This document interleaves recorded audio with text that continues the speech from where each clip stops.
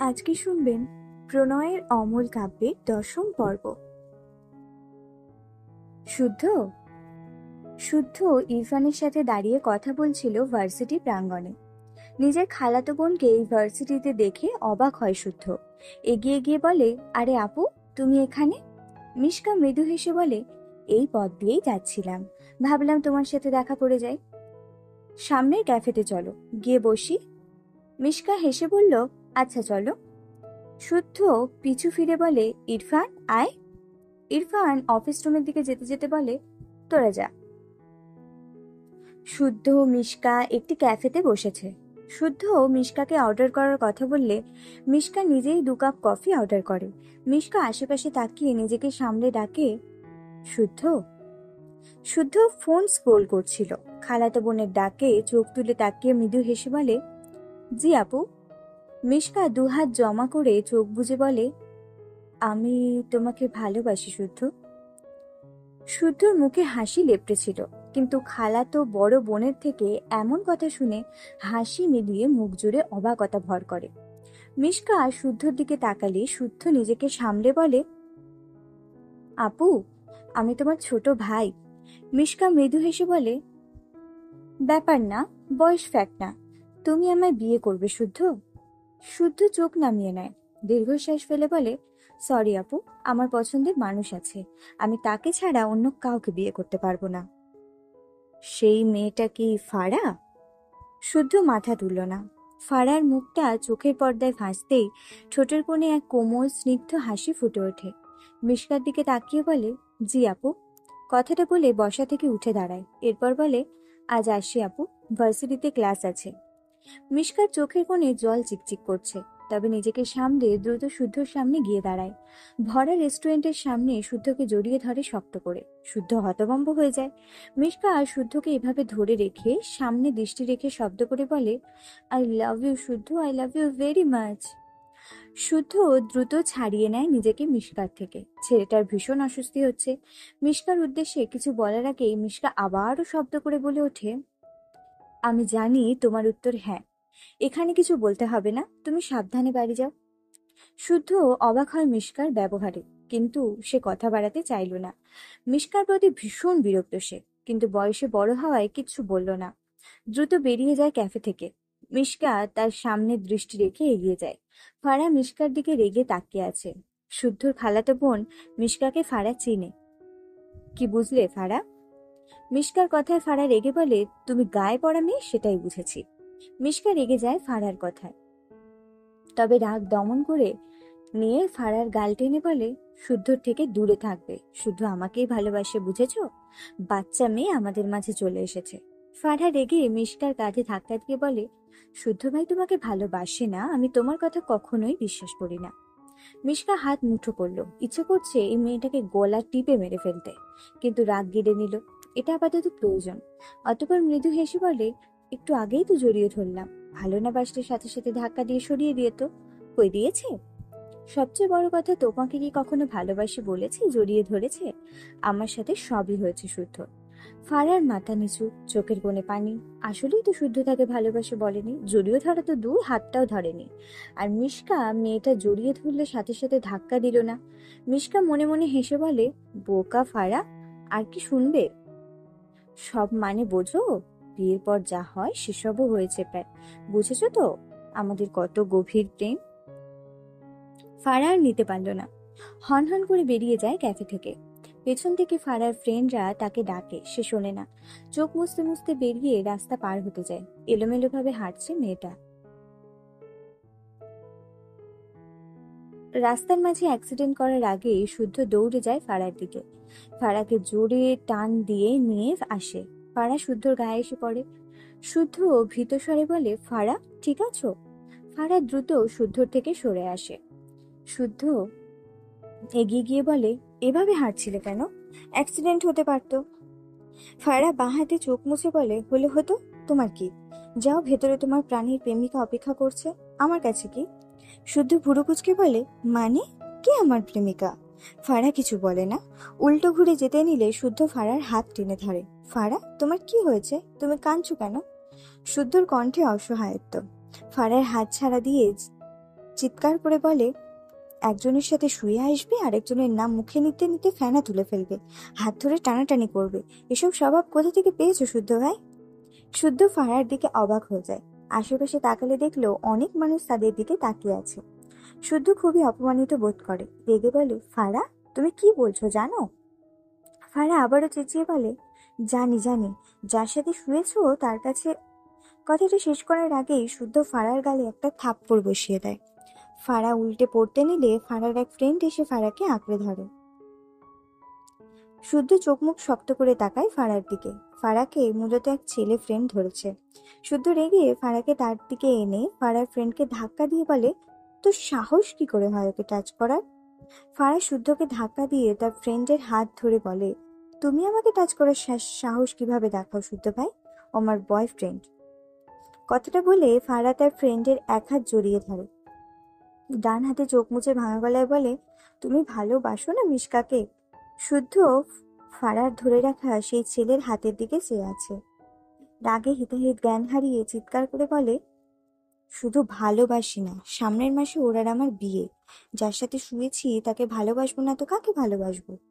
ফারার চোখ থেকে পানি গড়িয়ে পড়ে, মাথা নিচু করে নেয়, তার ফ্রেন্ডের ধরে রাখা হাত ছেড়ে দেয়। এত কষ্ট এই ইহজীবনে হয়নি বোধহয়। ফারা আর কিচ্ছু বলে না, বোবা হয়ে সেখান থেকে চলে যায়। 2 বছর আগের কথা ভেবে শুদ্ধ দীর্ঘশ্বাস ফেলল। ফারার জীবনে সেই ফ্রেন্ডের অস্তিত্বই নেই। শুদ্ধর জীবনে মিশকা নামের সেই মেয়েও নেই। তার বিয়ে হয়ে গিয়েছে। মাঝখান থেকে শুদ্ধ আর ফারার মাঝে আকাশ সমান দূরত্ব তৈরি হলো। শুদ্ধ অনেক বোঝানোর চেষ্টা করেছে ফারাহকে। সে জানে তার ভুল ছিল। তার বলা সেই কথাগুলো ভীষণ ভারী ছিল। শুদ্ধর মনে হয় রেগে দুটো থাপ্পড় দেওয়া, ব্যাটার যেমনটা ইরফান করে।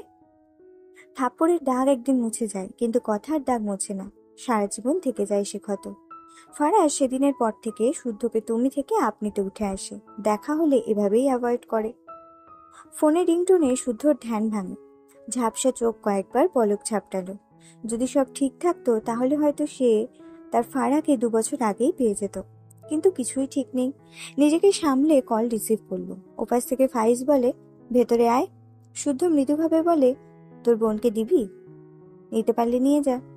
শুদ্ধ সিটে মাথা এলিয়ে শক্ত কণ্ঠে বলে, আই সোয়ার ফাইজ, তোর ঘাটতারা বোনকে আমি তোর আগেই বিয়ে করব। আমাকে 2 বছরের বিরহের আগুনে জ্বালিয়ে ছাড়খাড় করলো মেয়েটা। আর নিতে পারছি না। প্রয়োজন পড়লে ওকে কিডন্যাপ করে বিয়ে করে ওর তেড়ামি ছুটাবো আমি। কথাগুলো বলে কল কেটে ফোন ছুঁড়ে মারলো পাশের সিটে। অসহায় লাগে তার সবকিছু। ইরফানের ডিভোর্সের ব্যাপারে কিছু বললে না যে? তারিক নেওয়া স্ত্রীর কথায় তার দিকে তাকায়, মৃদু হেসে বলে, এটার প্রয়োজন হবে না। ইরফানকে একটু সময় দাও, ও মাইরাকেই মেনে নেবে ইনশাল্লাহ। রুমা নেওয়াজ জাহারের কথা বলতে চাইল না, কিন্তু তার মন সায় দেয় না এতে। জাহারা নিজের বোনের মেয়ে হলেও ইরফানের বিয়ে হয়ে গিয়েছে। সেই বিয়ে ভেঙে বোনের মেয়ের সাথে বিয়ে দিবে, ব্যাপারটা কেমন যেন। সবচেয়ে বড় কথা, ইরফান নিজেই হয়তো এটা মানবে না। রুমা নেওয়াজ আর সাহস করলেন না এই ব্যাপারে এগোতে। বিয়ে ভাঙার ব্যাপারটা তার নিজের কাছেই ভীষণ দৃষ্টিকটু লাগে। তার বোন আর জাহারা চলে গিয়েছে। ভাবলেন বোনকে বুঝিয়ে বলবেন একবার। ফাইজ আর ওর ফ্যামিলি কিছুক্ষণের মাঝেই পৌঁছে যাবে। সব রেডি করেছো? রুমা নেওয়াজ দীর্ঘশ্বাস ফেলে বলে, দেখছি। রুমা নেওয়াজ রান্নাঘরে গিয়ে মাইরাকে দেখে বলে, কি করছো এখানে? মাইরা মাথা নাড়ল, কিছু না। রুমা নেওয়াজ মাইরার দিকে তাকালো। মেয়েটা একটা সুতি 3 পিস পরে আছে। তিনি গম্ভীর গলায় বললেন, আমার ঘরে এসো। এই বলে তার ঘরের দিকে এগিয়ে গেলে মাইরা তার শাশুড়ির পিছু পিছু যায়। রুমা নেওয়াজ আলমারি থেকে একটা সুন্দর কালো রঙের সিল্কের কাতান শাড়ি বের করে মাইরার হাতে দেয়। মাইরা ভুরু কুচকে চেয়ে আছে শাড়ির দিকে। এটা দিয়ে তার কি কাজ? তার ভাবনাকে স্থির করতে রুমা নেওয়াজ গম্ভীর গলায় বলে, বাসায় মানুষ আসবে, এই শাড়িটা এখন গিয়ে পরে নাও। মাইরার মনে পড়ে যায়, আজ তো ইনায়ার শ্বশুরবাড়ির থেকে লোক আসার কথা, তবে সে তো শাড়ি পরতে জানে না। শাড়িটা থেকে দৃষ্টি তুলে শাশুড়ি মায়ের পানে চেয়ে অসহায় কণ্ঠে বলে, আন্টি, আমি তো শাড়ি পরতে পারি না। রুমা নেওয়াজ রেগে বলেন, আমি তোমার আন্টি? মাইরা আমতা আমতা করে বলে, সরি সরি মা। রুমা নেওয়াজ তার ঘরের দরজা চাপিয়ে দিলেন। এগিয়ে এসে মাইরার হাত থেকে শাড়ি নিজের হাতে নিলেন। এরপর শাড়ির ভাঁজ থেকে ব্লাউজ পেটিকোট বের করে মাইরের হাতে দিয়ে বললেন, এই দুটো পরে এসো, যাও। মাইরা বুঝলো তার শাশুড়ি তাকে শাড়ি পরিয়ে দিবে। কথা না বাড়িয়ে ঝটপট ওয়াশরুম থেকে জামা পাল্টে আসে। রুমা নেওয়াজ খুব সুন্দর করে কুচি করে শাড়ি পরিয়ে দেয় মাইরাকে। শাড়ি পরানো সম্পূর্ণ করে মাইরার পানে তাকায়। ফর্সা উজ্জ্বল গায়ে কালো রঙের সিল্কের তৈরি কাতান শাড়িটা কেমন জলজল করছে। মাইরার সিল্কি চুলগুলো কোমরের নিচ অব্দি ঠাঁই পেয়েছে। রুমা নেওয়াজ মনে মনে পড়লেন, মাশাআল্লাহ। মায়ের শাড়ি পরে ভীষণ আনইজি লাগছে। আগে কখনো শাড়ি পরা হয়নি, এটাই প্রথম। যদিও শাশুড়ি মা তাকে ভালোভাবে পিন আপ করে শাড়ি পরিয়ে দিয়েছে, তবুও অস্বস্তি হচ্ছে। মাইরা রুমা নেওয়াজের দিকে তাকিয়ে হেসে বলে, শাশুড়ি মা, আমাকে কি ভালো লাগছে? রুমা নেওয়াজ ভুরু কুঁচকে তাকায় মায়রার দিকে। শাশুড়ি মা, এটা আবার কেমন সম্বোধন? তিনি ছোট করে বললেন, ভালো লাগছে। তোমার ঘরে গিয়ে নিজেকে পরিপাটি করো, আমার কাজ আছে। কথাটা বলে তিনি ঘর থেকে বেরিয়ে যায়। মাইরা ধীরে ধীরে আয়নার সামনে গিয়ে নিজেকে দেখলো। আসলেই সুন্দর লাগছে তো। আয়নার দিকে আরেকটু এগিয়ে গিয়ে বলে, আয় হায়, শাড়ি পরলে এত সুন্দর লাগে আমাকে। পেছন থেকে তারেক নেওয়াজ ঘরে আস্তে আস্তে বলে, আমার আম্মু কিন্তু ভীষণ সুন্দর, আজ সেটা 1000 গুণ বেড়ে গিয়েছে। শ্বশুরের গলা পেয়ে মায়েরা কিছুটা লজ্জা পায়। আয়না থেকে দূরে সরে আসে। আমতা আমতা করে বলে, বাবা, আমি যাই। এই বলে দ্রুত ঘর থেকে বেরিয়ে যায়। ইনায়ের ঘরে গিয়ে দেখে ইনায়া একা একা শাড়ি পরছে। মায়েরা দৌড়ে ইনায়ের দিকে যেতে গেলে শাড়ির কুচি প্রায় অর্ধেক খুলে যায়। মেয়েটার মনেই নেই সে শাড়ি পরেছে। মাঝপথে দাঁড়িয়ে অসহায় চোখে আধখোলা শাড়ির দিকে তাকায়। ইনায়া হেসে বলে, মাইরা, তোমায় অনেক সুন্দর লাগছে। মাইরা ইনোসেন্ট ফেস বানিয়ে কুচিগুলো ধরে ইনায়ের দিকে ধীর পায়ে এগিয়ে দিয়ে বলে, খুলে গেল তো আপু, তুমি শাড়ি পরতে পারো? ইনায়া হেসে বলে, পারবো না কেন? এটা কি এমন কঠিন কাজ? কথাটা বলে তার আঁচল ঠিক করে মাইরার কুচি ঠিক করে দেয়। আরো কয়েকটা পিন আপ করে দেয় ভালোভাবে। মাইরা একটু হেঁটে বলে, আপু, এবার মনে হচ্ছে খুলবে না। ইনায়া মৃদু হাসে। মাইরা ইনায়ের হাত ধরে বলে, আপু, তোমার কি আজকেই বিয়ে হবে? বাড়ি সাজালো না যে। ইনায়া লাজুক চোখ জোড়া নামিয়ে নেয়। আলতো হেসে বলে, বিয়ের ডেট ফিক্স করতে আসছে, আজকে বিয়ে নয়। মায়েরা ইনায়াকে জড়িয়ে ধরে বলে, কংগ্রাচুলেশন আপু। ফাইজ, ফারাজ, শুদ্ধ, ইরফান সহ তারেক নেওয়াজ ও ফাইজের বাবা মা আর ফাইজের এক মামাতো ভাই সবাই ইরফানদের ড্রয়িং রুমে বসে আলোচনায় ব্যস্ত। তারেক নেওয়াজ ফাইজের বাবার উদ্দেশ্যে গলা ছেড়ে বললেন, তবে সামনের মাসের শেষ শুক্রবার এটাই ফাইনাল রইল। শুদ্ধ হঠাৎই বলে ওঠে, মামা, ফাইজ বিদেশ থেকে ফেরায় আমরা বন্ধুরা মিলে সেদিন সেলিব্রেশন রেখেছি। পাশ থেকে ফাইজ বাঁকা চোখে তাকায় শুদ্ধর পানে। দাঁতে দাঁত চেপে বিড়বিড় করে বলে, শালা বেয়াদব, মিথ্যে বলতে একটুও বাচ্ছে না। শুদ্ধও রেগে বলে, না বাচ্ছে না, মির্জাফরের দল। বলেছি তো, তোর আগে আমি বিয়ে করব। আগে তোর বোনকে আমায় দে, তারপর আমার বোনকে পাবি। ফাইজ রেগে যায়। অপর পাশে বসে ইরফানের উদ্দেশ্যে বলে, তোর ভাইকে কিছু বল, আমি আর ওয়েট করতে পারবো না, বলে দিচ্ছি। ইরফান বিরক্ত হয়ে ফোন স্ক্রোল করছে। ফাইজ অসহায় চোখে তারেক নেওয়াজের দিকে তাকায়। পাশ থেকে শুদ্ধ বলে, আর 2 মাস অপেক্ষা করুন মামা, ফাইজের কাজের খুব চাপ। ফাইজ রাগে হাতের আঙুল পাকায়। নিজেকে শান্ত করে গম্ভীর গলায় বলে, আমি একদম ফ্রি। আরে, তোর ম্যানেজারের থেকে আমি সব শুনেছি। তুই 2 মাসের আগে নিঃশ্বাস নিতে পারবি না। আমাদের বোন তো থাকছেই, ওকে অন্য কোথাও বিয়ে দিয়ে দেবো না, নিশ্চিন্তে থাক। শুদ্ধর কথায় ফাইজের বাবা মা সহ তারেক নেওয়াজ ভুরু কুঁচকে তাকায়। ফাইজ বসা থেকে দাঁড়িয়ে যায়। শুদ্ধকে টেনে বাইরের দিকে যেতে যেতে বলে, এক্সকিউজ মি, আসছি। শুদ্ধ আর চোখে ফারার দিকে তাকায়। ফারা শুদ্ধর দিকে চেয়েছিল। শুদ্ধ তাকালে দ্রুত চোখ সরিয়ে নেয়। শুদ্ধ ঠোঁট বাঁকিয়ে একটুখানি হেসে ফাইজের সাথে যায়। বাইরে বেরিয়ে ফাইজ শুদ্ধর গলার ধরে বলে, তোকে ছাড়বো না আমি শুদ্ধ। শুদ্ধ রেগে ফাইজের হাত ছাড়া দিয়ে সরিয়ে দেয়। কি ভেবে যেন হেসে বলে, তোকে 2 মাস সময় দিলাম, যা তোর বোনকে মানা, এরপর একসাথে বিয়ে করবো দুজন। ফাইজ শুদ্ধকে ধাক্কা দিয়ে বলে, তোকে আমার বোন দিবই না। শুদ্ধ শার্টের ফোল্ড করা হাতা কিছুটা তুলে ফাইজের দিকে এগিয়ে এসে বলে, বিলিভ মি, আমি একটা ভদ্র ছেলে বলে তোর আর তোর বোনের তেড়ামি সহ্য করেছি। দুনিয়ায় আর ভাই নেই। বোন তেড়ামি করলে ভাই হয়ে কানের নিচে দুটো লাগাতে পারিস না? ওকে আমিই সিধে করব। তোদের ননিন পুতুলকে আমি জাস্ট ছাড়বো না। 2 বছর হলো বসে বসে আঙুল চুষছি, আর এখন তুই এসেছিস আমার বোনকে বিয়ে করতে? যৌবন শেষ হোক, এরপর তোকে আমার বোন দিব, যা। নয়তো এভাবে ইনায়ের জন্য ওয়েট করতে করতে আমার মতো বুড়ো হয়ে যাবি। ফাইজ রেগে বলে, আমি ইনায়াকে আজকেই বিয়ে করব, ওয়েট। শুদ্ধ শান্ত চোখে চেয়ে থাকে কিছুক্ষণ ফাইজের দিকে, উল্টো ঘুরে কিছুটা এগিয়ে যায়, কিছুই বলে না। ফাইজ নিজেও দীর্ঘশ্বাস ফেলে, শুদ্ধর কাঁধে হাত রেখে বলে, আমি কি করব? শুদ্ধ রেগে ফাইজের হাত ঝাড়া মেরে সরিয়ে বলে, যা বিয়ে কর। ইচ্ছে করে তো তোর বোনকে নিজের হাতে খুন করে গঙ্গাতে ভাসিয়ে দিই। শালা, এমন বোন আমার হলে ওকে চড়িয়েই শীতে করতাম। একটু থেমে শান্ত গলায় বলে, ভেতরে যা, মামারা ওয়েট করছে। ফাইজ চাপদারিতে হাত বুলিয়ে বলে, আয়। ভাল লাগছে না, যা তুই, পরে আসছি। এই বলে একটা সিগারেট ধরায়।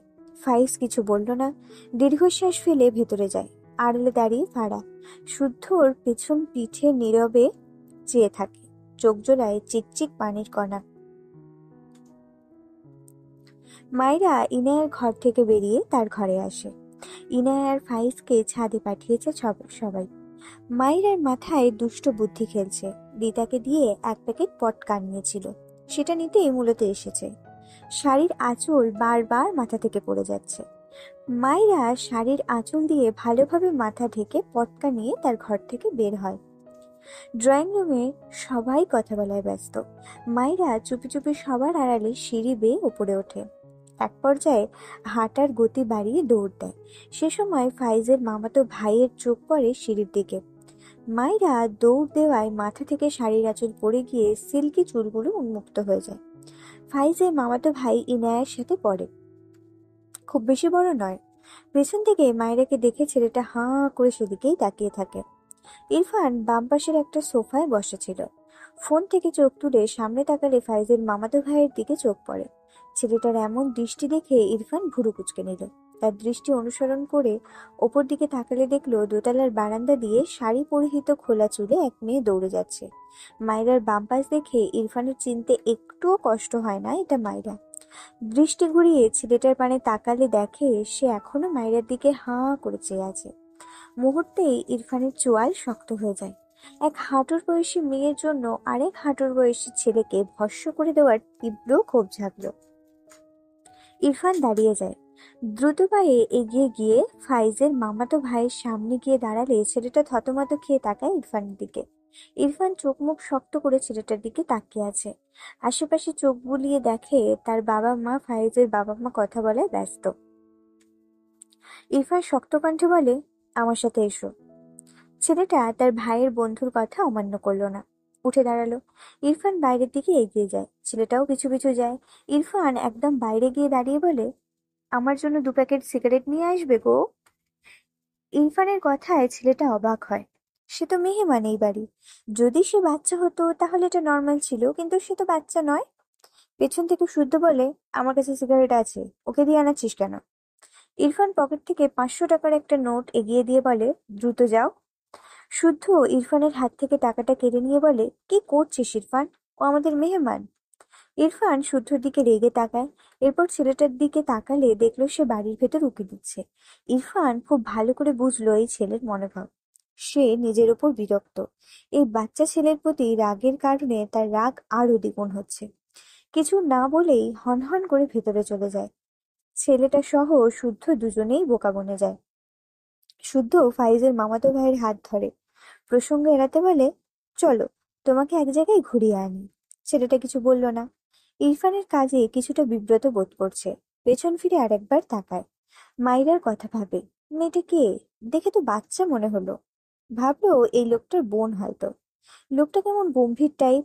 এমন ভয়ঙ্কর ভাইয়ের বোনেরাই কি এমন ভয়ঙ্কর সুন্দর হয় নাকি? কথাটা মনে মনে ভেবে ভীষণ আফসোস করলো। মাইরা চুপি চুপি ছাদের দরজার কাছে দাঁড়িয়ে আছে, হাতে একটা লাইটার, অপর হাতে পটকার প্যাকেট। তার উদ্দেশ্য ইনায়ার তার বরকে একটু চমকে দেওয়াই পটকা ফুটিয়ে। গ্রামে এসব অনেক ফুটিয়েছে, অনেকদিন পর এমনটা আবারও করতে পেরে মেয়েটা ভীষণ খুশি। ইনায়ের কথা ভেবে ভীষণ হাসি পাচ্ছে। ছাদের লাস্ট সিঁড়িতে দাঁড়িয়ে পটকা ছাদের মেঝেতে রেখে খুব মনোযোগ দিয়ে লাইটারের সাহায্যে পটকায় আগুন ধরিয়ে দূরে সরে দাঁড়ায়। পেছন থেকে গম্ভীর গলায় ইরফানের কণ্ঠ ভেসে আসে, এখানে কি করছো? মাইরা ভয়ে লাফিয়ে ওঠে। সে সময় পটকা ফুটে যায়। সেই শব্দ আর এমন অন্ধকারে ইরফানের গলা দুটো মিলিয়ে ভয়ে চিৎকার দিতে গেলে ইরফান মাইরার মুখ চেপে ধরে। মাইরা ইরফানের বুকে হেলে যায়। অন্ধকারে ইরফানের জ্বলজ্বল করা রাগান্বিত চোখ দেখে ঢোক গেলে ওপাশ থেকে ইনায়ার চিৎকারের আওয়াজ ভেসে আসে।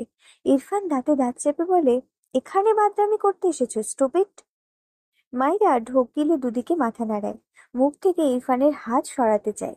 ইরফান নিজেই হাত সরিয়ে নেয়। মাইরা ভীত গলায় বলে, সরি, সরি, কিছু বলবেন না প্লিজ। ইরফান বিরক্তিকর নিঃশ্বাস ফেলে মাইরার হাত ধরে নিচে নামতে গেলে মাইরা শাড়ি পরা অবস্থায় নামতে গিয়ে হিমশিম খেয়ে যায়। ভীত স্বরে বলে, ছাড়ুন আমায়, পড়ে যাব আমি। কথা বলতে বলতে সত্যিই পড়ে যেতে নেয়। তার আগে ইরফান দুহাতে মাইরাকে আগলে নেয়। রেগে রেগে বলে, হাঁটতে পারো না ইডিয়েট? মাইরা কাঁদো কাঁদো মুখ করে বলে, শাড়ি পরে হাঁটতে পারছি না, ছাড়ুন, আমি ধীরে ধীরে নামছি। ইরফান বিরক্ত, চরম বিরক্ত মাইরার কাজে। খুব ভালো করেই বুঝেছে এই বাঁদর এখানে বাদরামি করতে এসেছে। একটু আগের শব্দটা এই বাঁদরের করা কারসাজি সেটাও বুঝেছে। ইরফান দ্রুত মাইরাকে কোলে তুলে ধূপধাপ পায়ে সিঁড়ি বেয়ে নামতে থাকে। মাইরা হাঁ করে চেয়ে আছে। মোচড়া মুচড়ি করে বলে, আরে নামা নামায়, উফ আল্লাহ, ছাড়ুন আমায়। ইরফান মাইরার কথা কানে নিল না। সিঁড়ি বেয়ে নেমে সোজা তার ঘরে গিয়ে মাইরাকে নামিয়ে ঠাস করে ঘরের দরজা লাগিয়ে দেয়। উল্টো ঘুরে মাইরার দিকে শক্ত চোখে তাকায়। মাইরা বারবার ঢোক গিলছে। পটকা ফুটানোর আওয়াজ তা তো পেয়েছে এই লোক। এখন তাকে কি করবে? মাথা নিচু করে ডান হাতের দিকে চোখ পড়লে দ্রুত সে হাত পেছনে লুকিয়ে ফেলে। ইরফান রেগে এসে বলে, কি লুকাচ্ছ, বের করো। মাইরা ঢোক গিলে মিনমিন করে বলে, না প্লিজ। ইরফান রেগে মাইরার পেছনে হাত দিলে মাইরা কয়েক পা পিছিয়ে গিয়ে দেওয়ালের সাথে ধাক্কা খায়। ইরফান রেগে যায়। এই বাঁদর বাদনামি করার জিনিস লুকোচ্ছে তার থেকে, আবার যেন এসব বাদরামি করতে পারে। ইরফান এগিয়ে গিয়ে জোর করে মাইরার পেছন থেকে জিনিসটা টেনে নিয়ে সামনে এনে তাকালে হতভম্ব হয়ে যায়। সাথে সাথে ছুঁড়ে ফেলে, অদ্ভুতভাবে বলে, হোয়াট রাবিশ। মাইরার গলার সাথে থুতনি ঠেকিয়ে চোখ খিচিয়ে নেয়। ছাদে পটকা জ্বালিয়ে তার পাশেই তার ইনার পেয়েছিল। ছাদে কাপড় মেলে দিয়েছিল, বিকালে আনার সময় এটা কখন যে পড়ে গিয়েছিল বুঝতে পারেনি। তখন এটা পেয়ে হাতে তুলে নিয়েছিল। এই লোকটার সামনে আর কত লজ্জায় পড়তে হবে তাকে। হাত পা ছড়িয়ে কাঁদতে ইচ্ছে করছে।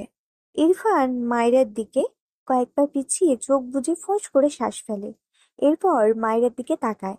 কালো শাড়ির আবরণে লজ্জানত মেয়েটার দিকে বেশ কিছুক্ষণ গম্ভীর চোখে তাকিয়ে রইল। মাইরা সেই যে মাথা নিচু করে চোখ বুজে আছে, খোলা চুলগুলোর কিছু অংশ পিঠ ছড়িয়ে দুকাত ছাড়িয়ে সামনের দিকে এসেছে। মেয়েটা দু হাত জমা করে সামনে কচলায়। ইরফানের মনে পড়ল সেই ছেলে মাইরাকে এভাবেই দেখেছে।